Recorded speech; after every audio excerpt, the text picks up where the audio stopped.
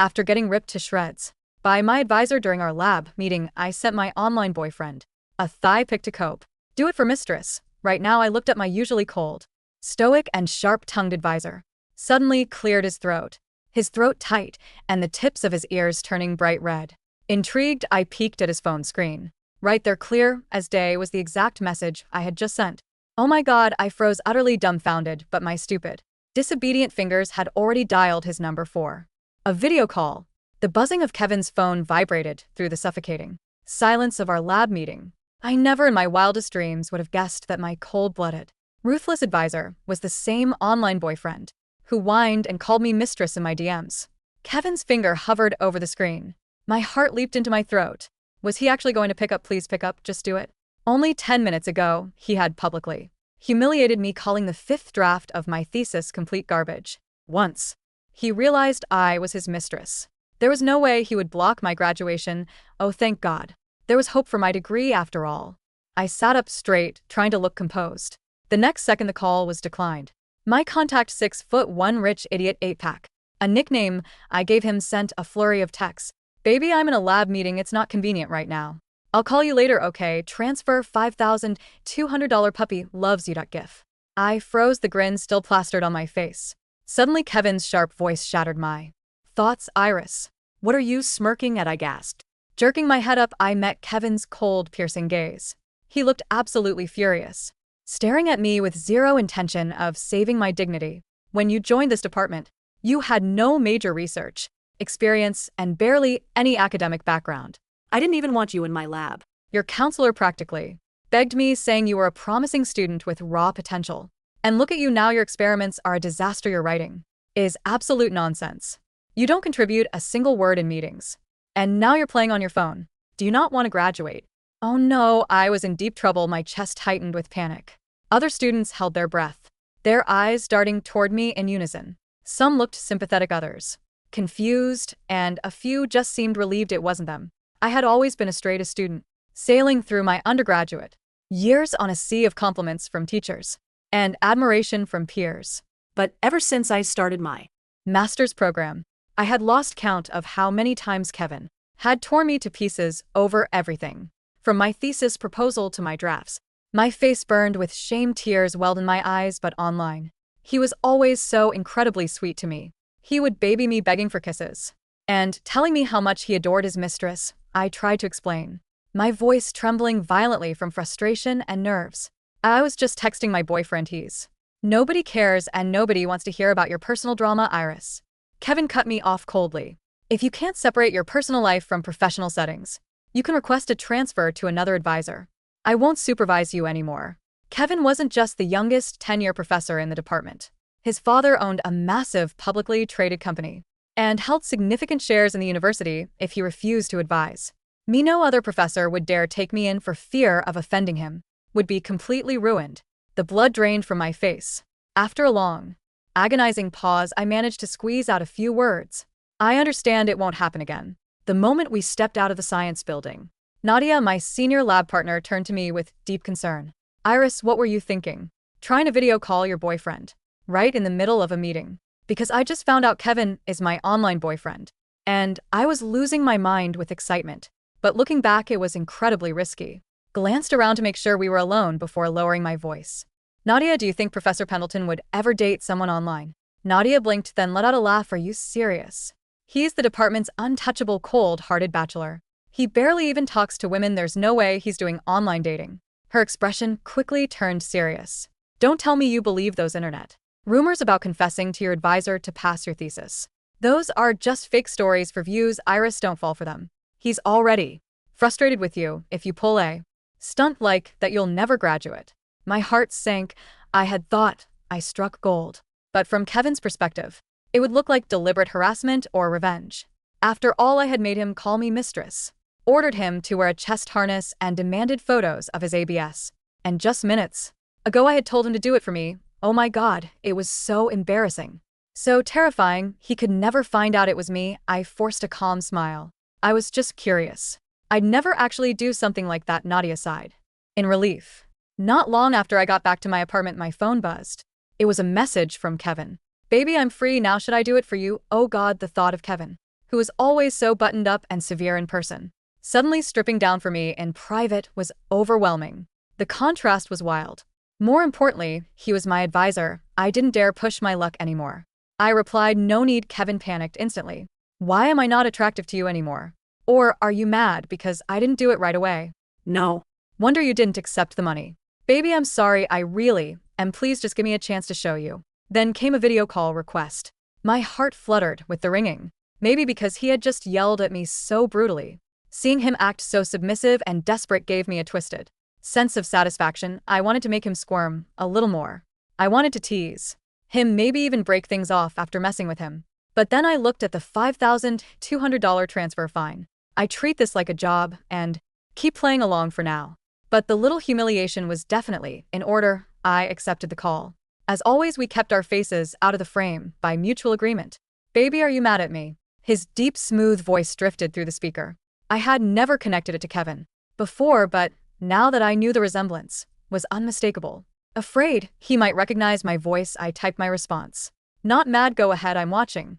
Kevin let out a breath of relief, his tone turned eager. "Okay, I'm starting now." I watched, unable to tear my eyes away. Kevin unbuckled his belt. The gas escaped my lips before I could stop it, and I dropped my phone onto the bed in a panic. Even though I talked a big game online and loved reading spicy web novels to distress, I was 24, and this was the first time I had ever seen a man's, well, let alone my advisor's. The sheer shock of it was dizzying. Kevin's voice came through, laced with worry. "Baby, what happened? Did I scare you?" I slapped my burning cheeks and declined the Call. I typed back deliberately. "Are you sure you're fully developed, Kevin? Me, the male leads in the books I read are usually 12 inches. Kevin, where on earth did you read that, Kevin? Those books are pure fiction. Mine is over 8 inches, which is plenty. Honestly, I was worried you wouldn't be able to handle it."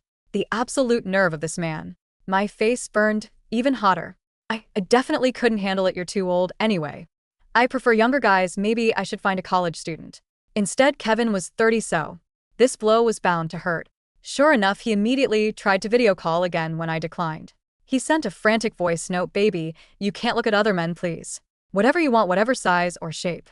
I can look into cosmetic procedures. I'll do anything. Please don't leave me stress." By the end, his voice was actually trembling. I smiled, thoroughly satisfied, remembering I still had a thesis to revise. I decided to torture him a bit longer. "We'll see how you behave." "I have work to do," Kevin typed back quickly.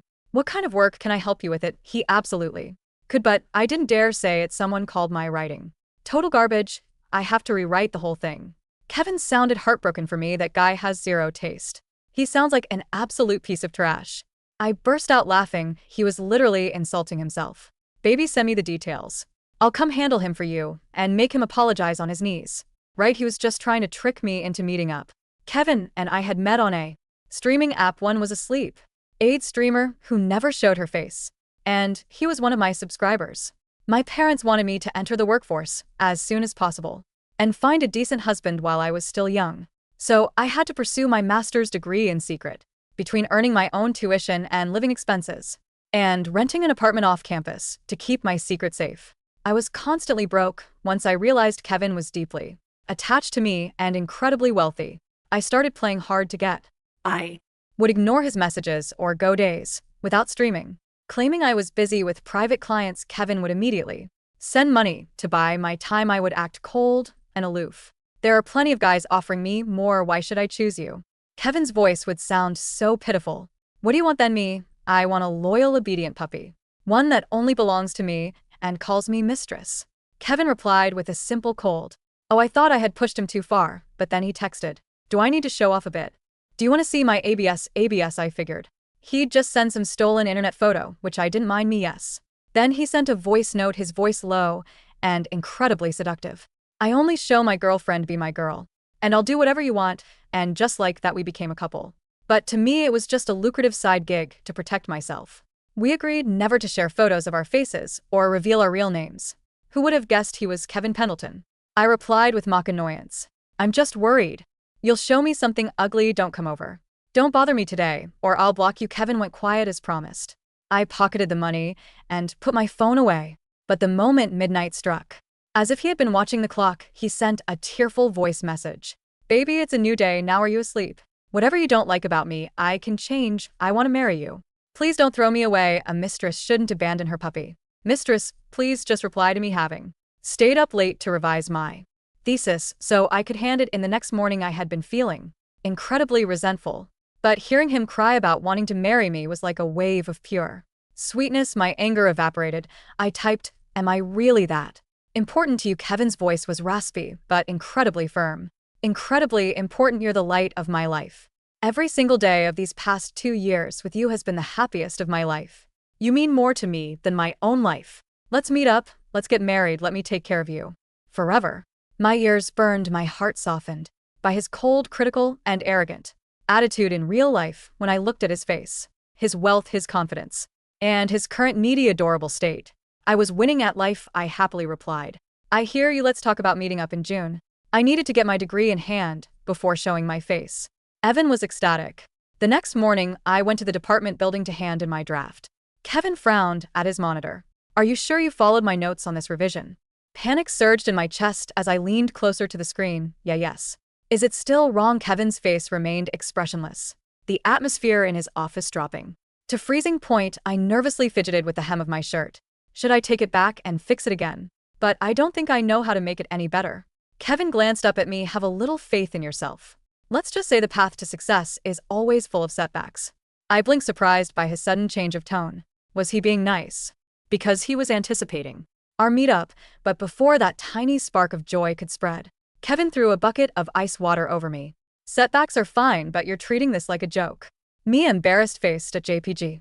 Kevin pointed his cursor at a paragraph. "What is this section? Did an AI write this for you?" "No, I wrote it myself."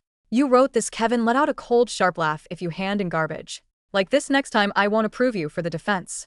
You can just apply for an extension of your graduation." A loud buzzing filled my ears.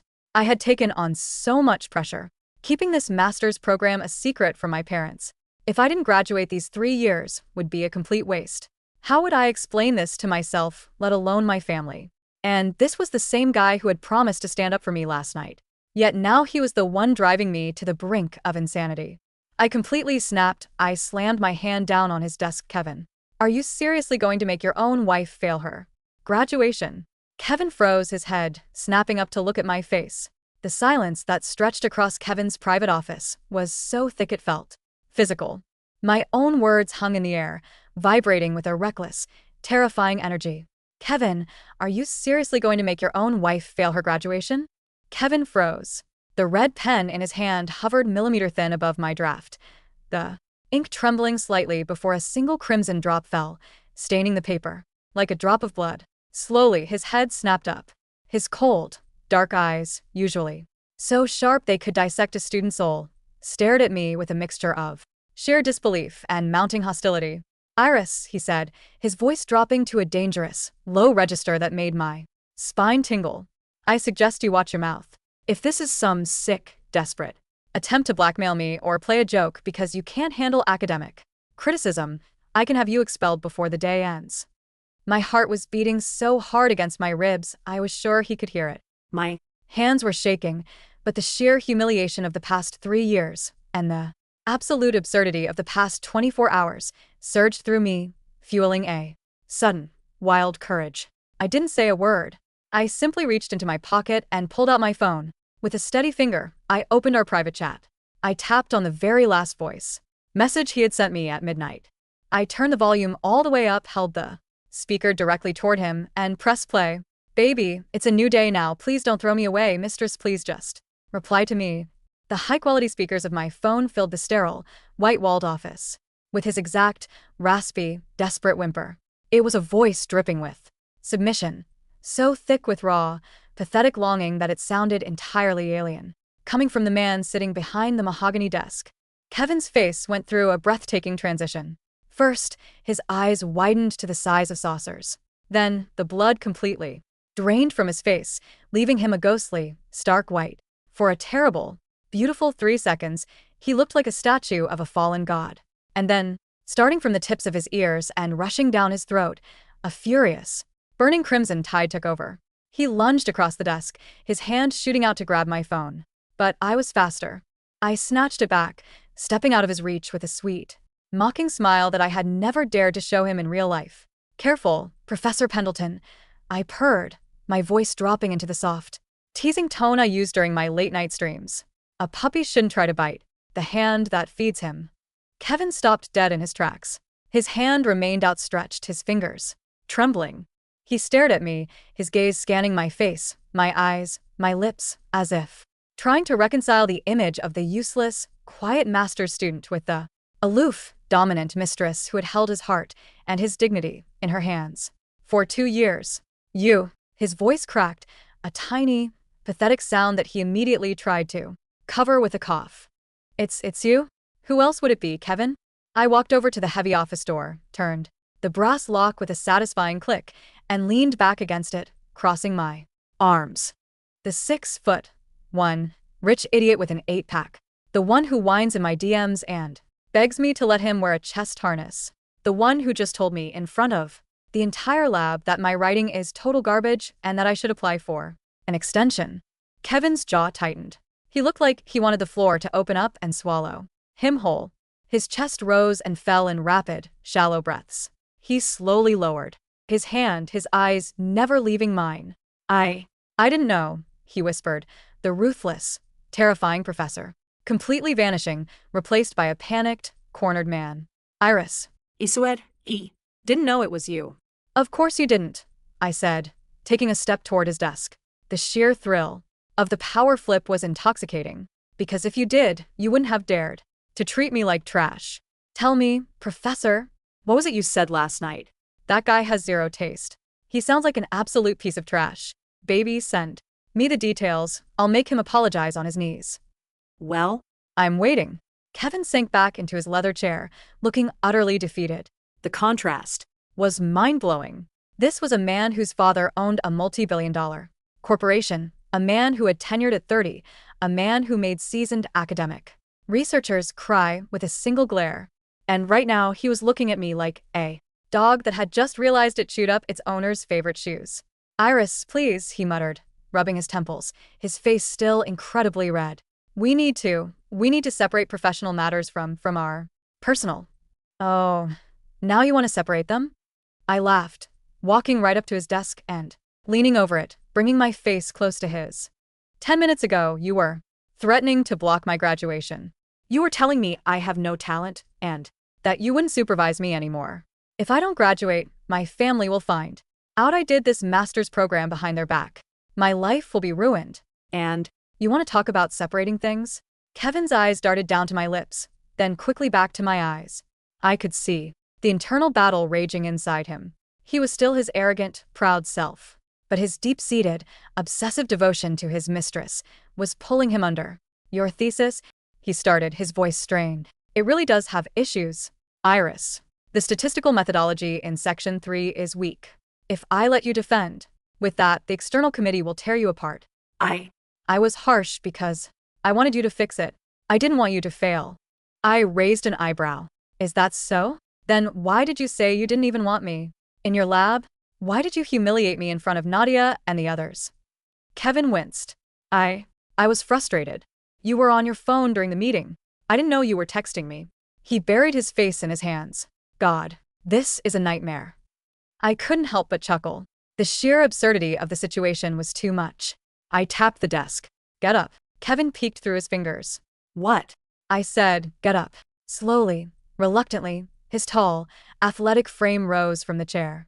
Even in his state of utter embarrassment, he towered over me at 6 feet 1 inch, his broad shoulders stretching the fabric of his expensive gray dress shirt. "Walk over here," I commanded, pointing to the empty space next to my chair.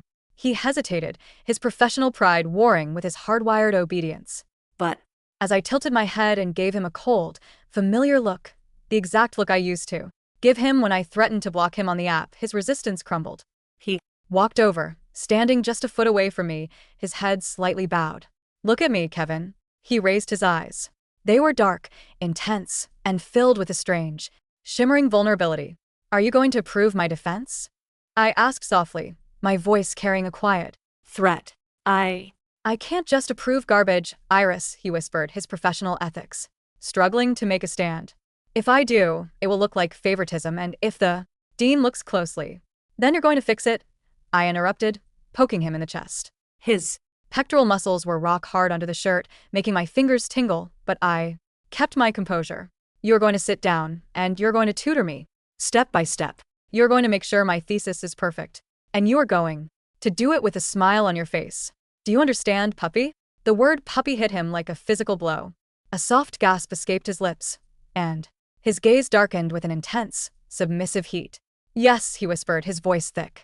Yes, mistress.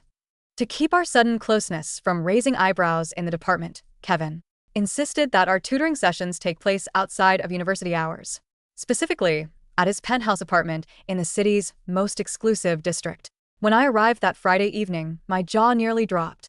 The penthouse was massive, featuring floor-to-ceiling windows overlooking the glittering city skyline, minimalist Italian furniture, and an air of quiet, astronomical wealth. And there stood Kevin, waiting for me. Gone was the stiff, three-piece suit he wore to lectures. Instead, he was wearing a soft black cashmere sweater with the sleeves pushed up, exposing his muscular, vein-prominent forearms and dark gray lounge pants. He looked devastatingly handsome, and without his wire-rimmed glasses, he looked younger, almost soft. You're here, he said, taking my coat. His hands brushed against my shoulders, and he seemed to stiffen, his ears instantly pinking. I'm here, I said, walking into the living room and throwing my backpack onto his pristine leather sofa. And I'm hungry. My puppy didn't prepare dinner for me. Kevin's eyes widened slightly, a flush rising on his cheeks. I ordered from a Michelin-starred French restaurant. It should be here in 10 minutes. Good. I sat down, crossing my legs. Now, open your laptop. Let's look at this garbage thesis of mine. For the next 3 hours, the dynamic in the room was a bizarre, intoxicating dance. Academically, Kevin was still a genius. He could spot a flaw in a data set in seconds and explain complex regression models in a way that actually made sense to my fried brain. But the moment he got too critical, the moment his voice took on even a hint of a sharp professor tone, I would simply stare at him. Iris, this variable doesn't make sense here, you need to. I would slowly lean back, resting my chin on my hand, and say, is that how you talk to your mistress, Kevin? He would instantly freeze. His throat would bob as he swallowed hard, his face turning red. I mean, if mistress pleases, we could perhaps restructure this variable to make the correlation stronger. Please. It was hilarious. I had the youngest, richest, most arrogant professor in the university stammering and apologizing over statistical significance. By midnight, we had completely rewritten the 3rd chapter. My brain was absolute mush, and I let out a long yawn, stretching my arms over my head. My t-shirt rode up slightly, exposing a sliver of my waist. I caught Kevin staring. His eyes were dark, fixated on my exposed skin, his chest rising and falling heavily. Like what you see? I teased, letting my arms drop. Kevin didn't look away this time. He took a slow breath, his voice dropping into that deep, seductive tone he used in his midnight voice notes. I've been looking at your waist for 2 years through a screen, Iris. Seeing it in person is torture. My heart did a sudden violent flip. The playful, teasing atmosphere suddenly felt charged with a thick, suffocating tension. He slowly got up from his chair and walked over to the sofa. He didn't sit next to me. Instead, he slowly lowered himself onto his knees on the thick plush carpet right in front of my legs. He looked up at me, his dark eyes wide and pleading, his hands resting on his own thighs. Mistress, he whispered, his voice trembling slightly. I've been so good tonight. I helped you with your thesis. I didn't raise my voice once. Can I have a reward? I stared down at him, my breath catching in my throat. Seeing this powerful, gorgeous man kneeling at my feet, his face filled with such genuine, desperate adoration, did something wild to my brain. What kind of reward do you want? I asked, my voice barely louder than a whisper. Just let me hold your hand, he pleaded, his gaze locked onto mine. Please. Just for a minute. I slowly extended my hand. Kevin reached out, his long, warm fingers wrapping gently around mine as if I were made of the finest glass. He brought my hand to his face, resting his cheek against my palm. He let out a soft, contented sigh, his eyes closing. You're real, he murmured. I can't believe you're really mine. A wave of unexpected warmth washed over me. For 2 years, I had treated him as. a lucrative side gig, a wealthy puppy, to fund my secret master's degree. But Looking at him now, feeling the warmth of his cheek against my hand, I realized that I had grown incredibly attached to him too. His vulnerability was a sanctuary from the cold, demanding world. I'm real, Kevin, I softly whispered, running my thumb over his cheekbone. but Don't get too comfortable. You still have to get me through my graduation. He opened his eyes, a small, genuine smile breaking across his handsome face. I will. I promise. But our peaceful bubble was violently popped the very next day. I was back in my apartment, trying to polish the draft Kevin had helped me with, when my mother called. My heart sank. I reluctantly pressed answer. Iris, her sharp, demanding voice blared through the speaker. I hope you aren't wasting your time on whatever foolishness you've been doing. Your father and I have arranged a meeting for you this Sunday. It's the son of the Chen family. They own a massive logistics firm. He's 28, handsome, and ready to settle down. You will dress nicely and meet him at the Grand Hyatt at 7 p.m. Mom, I told you I'm busy with. Busy with what? Your little online hobbies, she snapped. You're 24, Iris. It's time to get a real life, find a husband who can support you, and stop dreaming. If you don't show up, we are cutting off your phone bill and coming to your apartment to bring you home. She hung up before I could say another word. I collapsed onto my bed, staring at the ceiling. The pressure was suffocating. My parents didn't know about my master's degree. They thought I was just doing retail work while looking for a husband. If I refused the state, they would make my life living hell. My phone buzzed. It was a text from Kevin on the app. Puppy, baby, are you free tonight? I bought you a new mic for your streaming. I want to send it to you. Isait, typing back. Mistress, not in the mood. My parents are forcing me to go on a blind date this Sunday. some rich guy from the Chen family.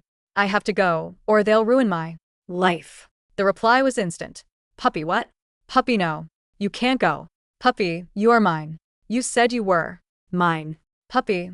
Iris, please tell me you're joking. I didn't reply. I was too exhausted. I tossed my phone aside and closed my eyes, falling into a fitful sleep. I had no idea that on the other side of the city, Kevin was staring at his phone, his face pale, his eyes burning with a dark, terrifying possessiveness. Sunday evening arrived all too quickly. Under my mother's strict orders, I had put on a fitted emerald green silk dress that flattered my curves, done my makeup, and curled my hair. I looked like a perfect, obedient daughter. But inside, I was a ball of anxiety. The restaurant at the Grand Hyatt was opulent, filled with classical music and the quiet murmur of the wealthy elite. I sat across from Mr. Chen, who was currently droning on about his family's shipping containers and how he expected his future wife to quit her job to manage the household. I believe a woman's place is supporting her husband's career, Mr. Chen said, offering a smug, self-satisfied smile as he cut his steak. Of course you'll have a generous allowance, but I prefer a quiet, domestic life. I heard from your mother you don't really have a career anyway, so it should be a perfect fit. I squeezed my fork so hard my knuckles turned white. I wanted to throw my wine in his face, but I could hear my mother's voice in my head, warning me not to ruin our family's reputation. Actually, a cold, smooth baritone shattered the air. She has a very promising career in academic research, and her mind is far too brilliant to be wasted on managing your shipping schedules. I gasped, my head snapping up. There, standing right beside our table, was Kevin. He was dressed in a tailored, midnight blue three-piece suit that screamed power and wealth. His hair was perfectly styled, his jaw clenched, and his dark eyes were fixed on Mr. Chen with a look of absolute disdain. The sheer aura of authority radiating from him made several nearby tables turn to look. Who the hell are you, Mr. Chen stammered, standing up, clearly intimidated by Kevin's height and commanding presence. Kevin Pendleton, Kevin said, his voice quiet but carrying an icy weight. And this lady is my student. More importantly, she is my fiancée. My jaw dropped. Fiancé? Pendleton. Mr. Chen's face went pale. The name Pendleton was royalty in the business world. His father's corporation held major influence over almost every logistics firm in the country, including the Chen families. You're The heir. to the Pendleton Group? I am, Kevin said coldly. And I suggest you leave Now. before I call your father and discuss his company's outstanding shipping contracts with our shipping ports. Mr. Chin didn't need to be told twice. He threw some cash onto the table, grabbed his coat, and practically sprinted out of the restaurant, leaving his half-eaten steak behind. The silence that followed was deafening. I stared at Kevin, my heart hammering against my chest. He slowly turned his gaze to me. The icy, terrifying air vanished in an instant, replaced by a nervous, flushing man who looked like he had just committed a major crime. "Iris," he whispered, his ears turning bright red. I'm sorry. "I saw your message. I couldn't let you go. I asked my father to look up the Chin family, and I found out where you were." I slowly stood up, my green silk dress rustling. I walked closer to him, my eyes locked on his. "Fiancé, huh?" I teased, though my voice was trembling with a mix of shock and a sudden, overwhelming emotion. I wanted to say wife," he mumbled, looking down at his polished leather Shoes. "but I thought that might scare you. Mistress, are you mad at me?" I couldn't help it.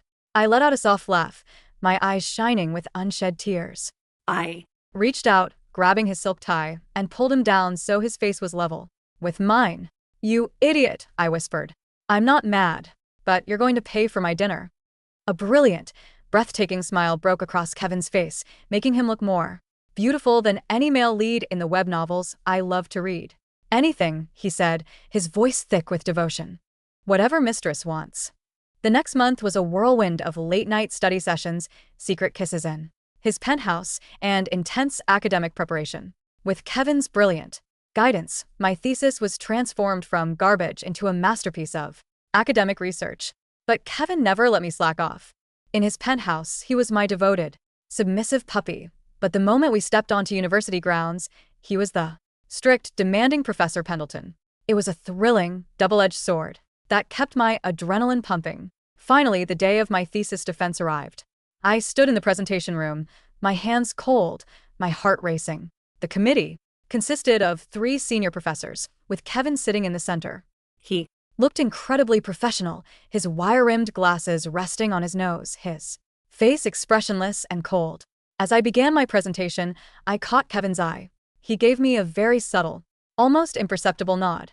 That was all I needed. I launched into my defense with absolute confidence. I answered every difficult question, defended my methodology, and explained my findings with a level of eloquence I didn't know I possessed. The hours of private tutoring, the late nights, the endless revisions, it all came together in a flawless performance. When I finished, the committee members looked at each other, nodding in approval. "An exceptional defense, Iris," the head dean said, smiling.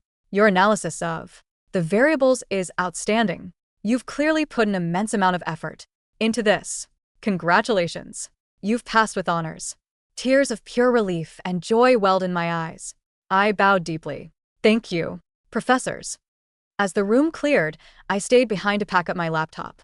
The heavy wooden door closed, leaving only me and Kevin in the room. I turned around to find him standing right behind me. He had removed his glasses, his dark eyes burning with an intense, proud fire. "You did it," he whispered, his voice thick with emotion. "You were incredible, Iris. I've never been more proud of anyone in my life." "Thank you, Professor," I said, a playful smile playing on my lips. I couldn't have done it without my tutor.